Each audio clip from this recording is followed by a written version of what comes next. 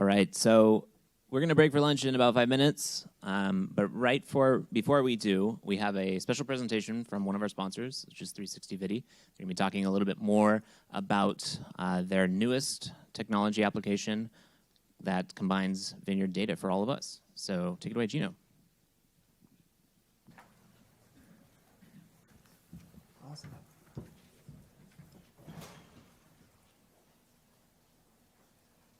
All right, we're going to start off. Thanks so much. I think that gives a really good summary of what I'm kind of going to transition into.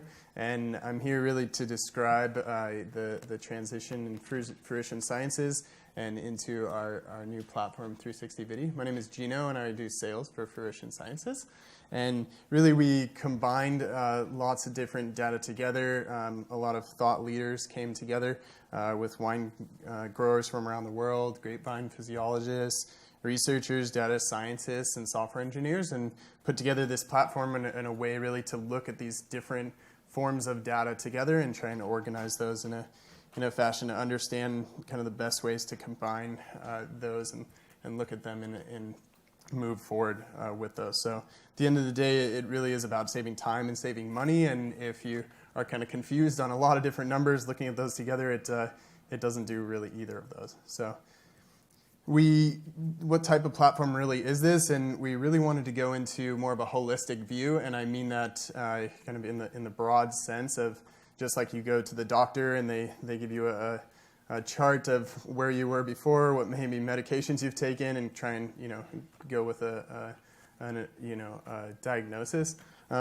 Really, that was the approach here, and we really wanted to have as much usable data as possible where we could customize it too. So that's the direction.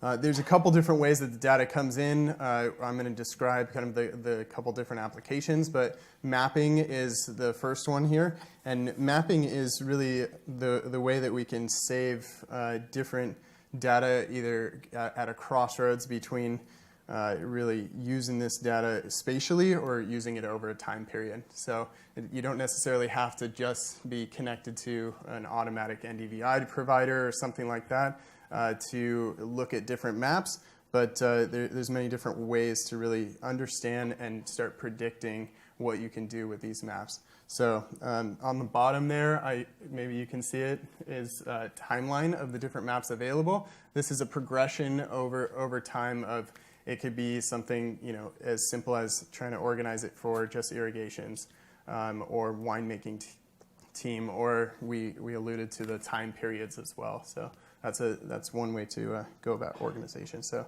hopefully it's a little quicker and understandable.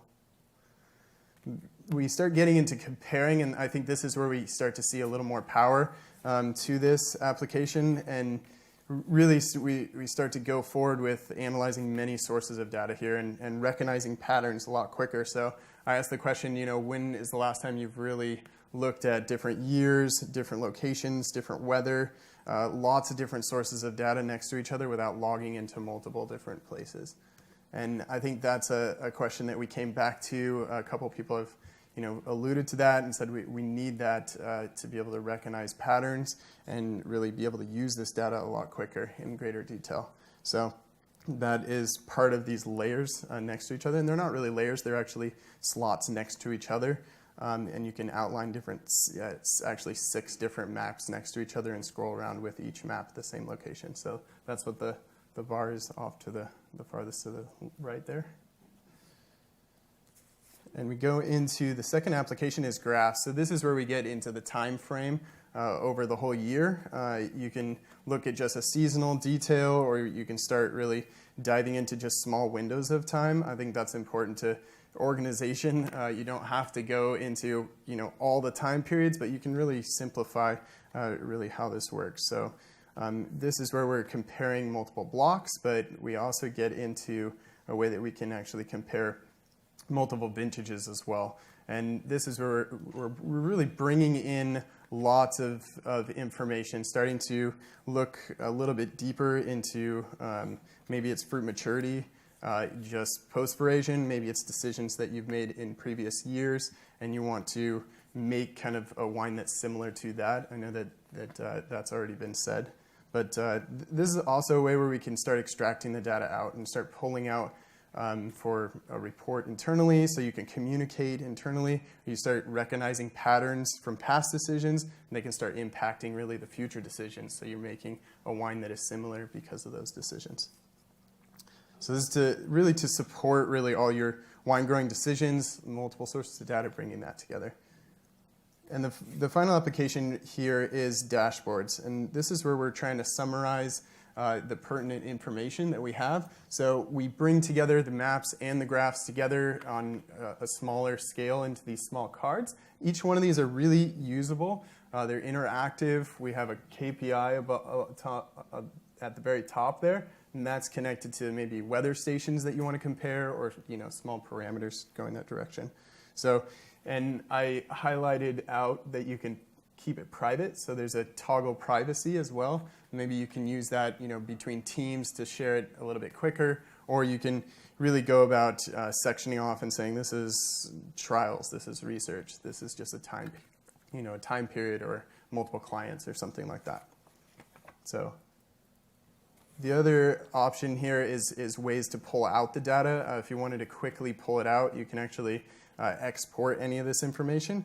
And this just gives us a quick visual example for communication. So within a team, making it really quick, and then taking more corrective actions to move forward. So I already talked a little bit about that, but to help decision making and going that direction. And the last one here is finally setting up notifications. And when we get to notifications, we can start creating kind of a safety net for precautions and moving forward that direction. So they're already giving us alarms. And this isn't just weather for frost, but we're also talking about maybe a plant parameter or a sensor in the vineyard, or a lab analysis or something that gives us a little bit of an alert and an alarm. And that's really it. If you have more questions, I'll be out at the back here, and we can talk a little bit more, but I hope that you get a good understanding of how maybe these sources of data can come together, be visualized, and we can move forward to help you make the best wine possible. Thanks.